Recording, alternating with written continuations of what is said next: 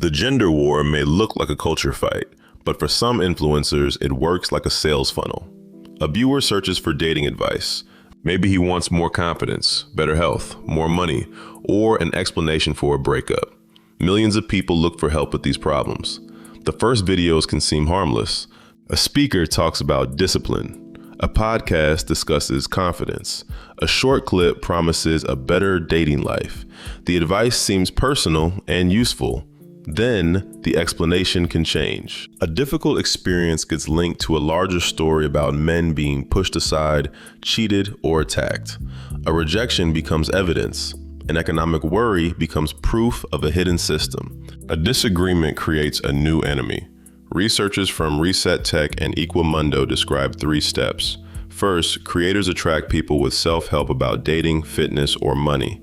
Next, they turn personal problems into stories about unfair treatment. Finally, they sell courses, supplements, and exclusive communities to people who now share that story. A real frustration can become a steady source of attention, identity, and revenue. The important point is not that every self-help creator has the same goal. Dating advice is not automatically grievance content, and a fitness video is not automatically part of a political message. The change happens when useful advice is joined to a story that names a group as the cause of personal pain. That change matters because the viewer is no longer being offered only a skill to practice. He is being offered a way to understand himself, other people, and the world around him. Once the story becomes an identity, each new video can feel personally important. The funnel therefore works by changing the question from "what can I do next?" to "who is responsible for what happened to me?" Hey, it's CJ, the creator of this channel. If you want to make automated videos like this, topictovideo.com will do it all for you. You don't need a camera, script, or microphone. All you need is an idea. The visuals, voiceover, and script are all generated automatically. Try it free today at topictovideo.com. Back to the video. The funnel begins with a problem that feels close to home. Joseph sits alone with his phone. He watches a video about starting conversations, another about exercise, and a third about earning more money. These subjects seem connected because they promise control. Improve a skill, change a habit, and life may get better. That advice can be useful. A creator can discuss dating, fitness, money, and confidence without turning them into a fight between men and women. People rarely search for a grievance industry. They search for an answer. The first video may offer a checklist. The next may give a longer explanation. A podcast can make the advice feel like a conversation with someone who understands. Time builds familiarity. Familiarity can make the next claim easier to accept. At first, the audience may share only a question. Why am I lonely? Why am I struggling financially? Why do other people move ahead while I stay in place? Those questions can lead to practical help. They can also open the door to a simpler answer. A group is working against you. Someone looking for advice may watch one useful video. Someone searching for the cause of every disappointment has a reason to return tomorrow. This first stage works because ordinary self-help gives the audience a clear starting point. The viewer does not need to accept a large theory before he clicks. He only needs to recognize a small problem in his own life. A creator can meet him at that point with simple language and a promise of improvement. The promise may be about confidence, money, health, or dating, but the emotional need is similar. The viewer wants a sense of control. That sense of control can make the creator seem trustworthy before the message becomes more hostile. A practical tip and a sweeping explanation may appear in the same stream of content. The viewer can then carry the trust built by the first message into the next one, even when the subject has changed. This is why the entrance can look ordinary, while the later destination looks very different. The second stage begins when advice becomes an explanation of failure. A creator might say that a viewer needs practice, patience, better communication, or a stronger routine. A grievance entrepreneur tells a wider story. He says the viewer's pain shows what society has done to men. Reset Tech and Equimundo describe bad actors exploiting these vulnerabilities with grievance-based narratives. The report says these stories can distort economic data and suggest that men alone are under attack. Grievance means a complaint about unfair treatment, A grievance narrative turns that complaint into a person's main identity. The viewer is no longer simply having trouble with dating or work. He becomes part of a group that has been wronged. That story feels powerful because it makes confusion easier to understand. A breakup can have many causes. A job problem can involve skills, timing, money, or a difficult workplace. The grievance story reduces those details to one cause and one target. The target can change from video to video. A dating complaint leads to a claim about women. That claim leads to complaints about schools, employers, media, or government. Each target keeps the original pain alive. The creator gains attention when viewers return for the next explanation. A private disappointment then becomes public content. A feeling that might have led to learning, support, or reflection becomes evidence in a lasting culture war. The shift is especially important because it changes the meaning of evidence. In a practical discussion, one failed date is one event that may have several explanations. In a grievance narrative, that same event can be treated as proof of a rule that supposedly affects an entire group. The story becomes harder to question because every new disappointment seems to confirm it. If something goes well, the narrative can claim that the viewer followed the right path. If something goes badly, it can blame the same enemy again. This makes the explanation flexible in a dangerous way. Success proves the story, and failure also proves the story. Distorting economic data has a similar effect. Numbers that describe a complicated situation can be selected or presented in a way that supports the claim that men alone are under attack. The viewer may then feel that personal experience and public evidence are pointing in the same direction, even when the larger story has been simplified. That is how a complaint can grow into a worldview. The story spreads through formats built for repetition. A long podcast supplies hours of conversation. A reaction clip cuts one argument into a few seconds. A short video turns that moment into a shareable statement. Commentary adds another response. The same grievance can take several forms while keeping its emotional center. Research cited by The Print says recommendation systems can direct men who search for dating, fitness, or finance self-help toward increasingly extreme grievance narratives. The path can lead to paid communities, unregulated supplements, cryptocurrency schemes, and high-ticket coaching programs. An algorithm is a set of rules a platform uses to choose what appears next. It can notice what holds attention and show more material with similar features. An algorithm alone does not cause radicalization. People make choices. Creators shape messages, and platforms arrange what viewers see. Together, those parts can help a grievance story travel farther. The format can renew the enemy every day. One clip focuses on dating. The next focuses on money. A later episode presents a public figure as proof that the whole system is corrupt. Check this out. The content does not need a new solution each morning. It needs a new object of anger. That keeps attention tied to the same identity while the subject changes. Reaction media also gives viewers a role. They can agree, argue, comment, and send the clip to someone else. By taking part, they help spread the claim and have a reason to return for the response. A feed can turn frustration into a daily appointment. Each visit offers a familiar feeling and a new person to blame. Repetition also changes how a message feels. A claim heard once may sound extreme or incomplete. The same claim heard in a podcast, a reaction clip, and a short video can begin to sound familiar. Familiarity is not proof, but it can lower the effort needed to accept the next version. Different formats also reach people at different moments. A short clip may catch someone during a quick search, while a long conversation can keep the same idea present for much longer. The formats are different, but the emotional direction can remain the same. Recommendation systems matter here because they can connect one interest to another without announcing that a major shift has occurred. A search for money advice may be followed by a message about unfairness, then by an invitation to a community that promises answers. The path can feel like a series of small choices rather than one dramatic turn. That gradual movement is what makes the escalator hard to notice while someone is riding it. The third stage begins when the shared complaint becomes something people can buy.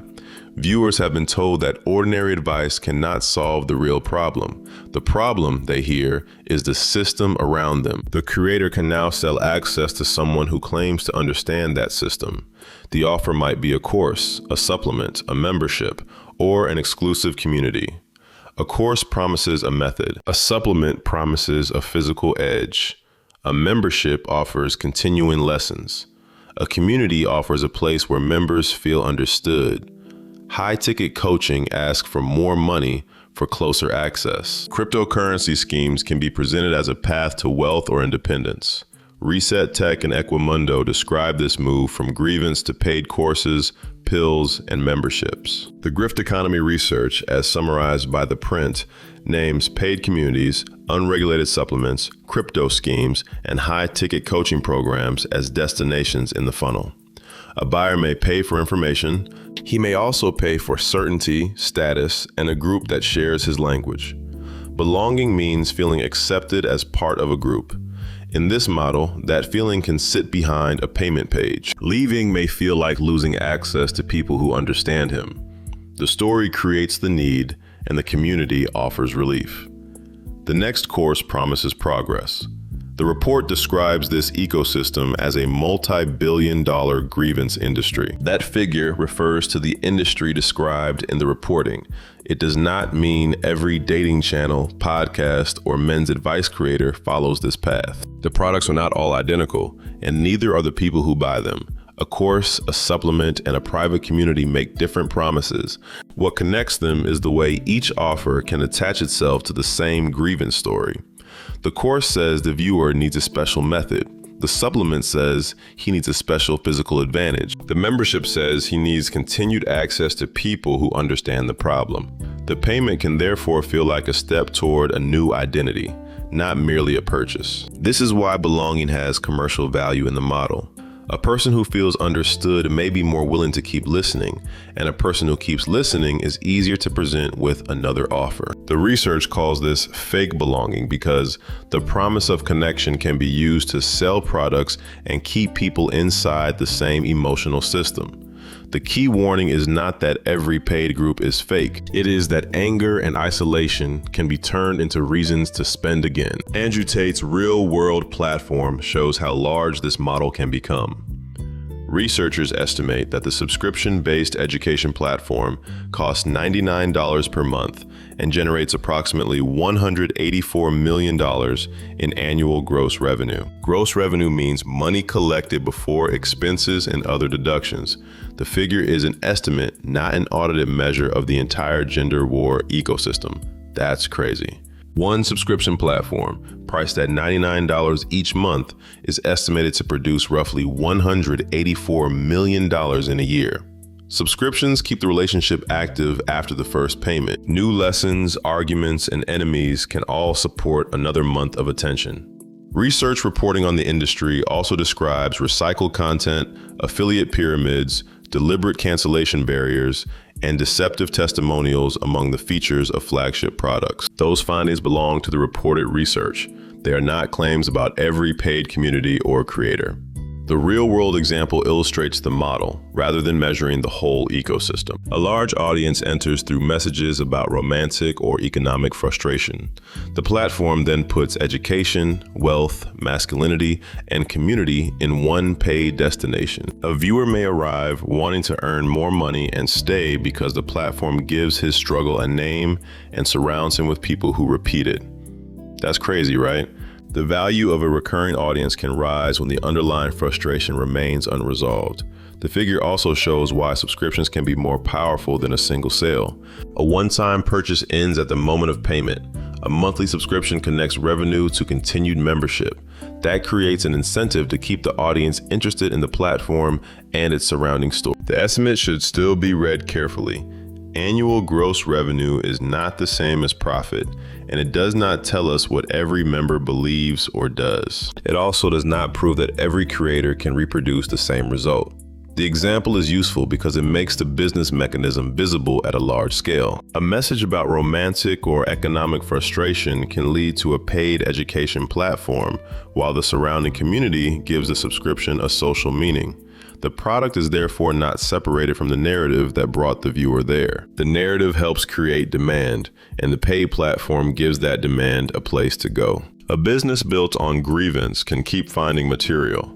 The enemy may be a dating rule in one episode and an economic claim in the next. A podcast host reacts to a clip. Another creator reacts to that response. A community discusses the argument and waits for the next upload. The audience returns because the content offers more than a fact. It offers a position. Members learn whom to distrust, which phrases show loyalty, and where to find people who share their anger. That identity can make the content feel like a service. The viewer receives explanations for confusing events, a community for private loneliness, and a product that claims to lead toward money, confidence, or status. The questions underneath remain familiar. Why am I having trouble finding love? Why do I feel behind? Why does the future feel closed? The funnel supplies another enemy and another video. A short clip catches attention. A longer conversation builds trust. A community keeps the viewer close. A paid product turns that closeness into revenue. The loop is strongest when the audience feels both wounded and chosen. Wounded by the world described in the content, and chosen by the creator and group as someone who has finally seen the truth. Some people watch one clip and leave. Others buy a course. The documented pattern concerns the incentive structure. Attention becomes more valuable when frustration stays active and another explanation is always available. The loop also explains why the next enemy is useful to the business. If one enemy settled the whole story, the audience might stop needing new content. A changing enemy keeps the same emotional promise fresh. The viewer can move from a personal complaint to a public argument without leaving the community that taught him how to interpret it. Each new argument also creates material for creators to react to. One person makes a claim, another answers, and the audience watches both sides while remaining inside the same attention system. This can make conflict look like progress even when the viewer has not gained a practical solution. The audience may feel active because it is commenting, sharing, or choosing a side, but activity is not the same as resolution. The return loop survives when the viewer keeps searching for the explanation that will finally make the frustration disappear. The business benefits from the search continuing because every unresolved question can lead to another clip, another discussion, or another offer. The people entering this funnel have problems that deserve serious attention. Loneliness can hurt. Romantic rejection can feel personal. Economic anxiety can make every setback heavier. A person searching for help may want a skill, a friend, or a way to feel capable again. Mocking that search misses the mechanism. The danger appears when a creator takes a solvable frustration and turns it into a total explanation of life. A viewer can begin with a question about dating and end by believing that every part of society is arranged against him. That belief makes practical answers harder to see. Communication gives way to winning. Learning gives way to proving who is guilty. A private problem becomes a public badge. The business can then recognize members and offer them a confidence course, a performance supplement, a community, or a new financial promise. Each offer fits the story already built around them. Research uses the phrase fake belonging for one part of this market. Belonging is a basic human need. A paid group can create real contact between people, but the business incentive can tie that contact to continued spending and anger. A message becomes a product. Attention becomes a payment stream. A social identity becomes a subscription relationship. The gender war becomes a business model when personal frustration can be gathered into an audience, shaped into grievance, and connected to something people can buy. A lonely person may genuinely need connection. The commercial engine depends on keeping a problem alive. The platform may call itself an education service. The community may call itself a brotherhood. The content may call itself honest conversation. The commercial question is what keeps the audience watching, paying, and returning. A solution can end a customer relationship. An enemy can refresh it. A new clip can reopen the wound, and a new product can promise a way out. The deeper product is ongoing attention. The business offers identity to people who want a place in the story, belonging to people who feel alone, and certainty to people facing problems with no quick answer. A person watching may need help with dating, money, confidence, or loneliness. Those needs remain real. The funnel becomes powerful when it convinces him that staying angry is part of solving them. If this explanation helps you see the business mechanism, subscribe for more documentaries about how money shapes the stories people live inside. Hey, it's CJ, the creator of this channel. If you want to make automated videos like this, topictovideo.com will do it all for you. You don't need a camera, script, or microphone. All you need is an idea. The visuals, voiceover, and script are all generated automatically. Try it free today at topictovideo.com. Back to the video.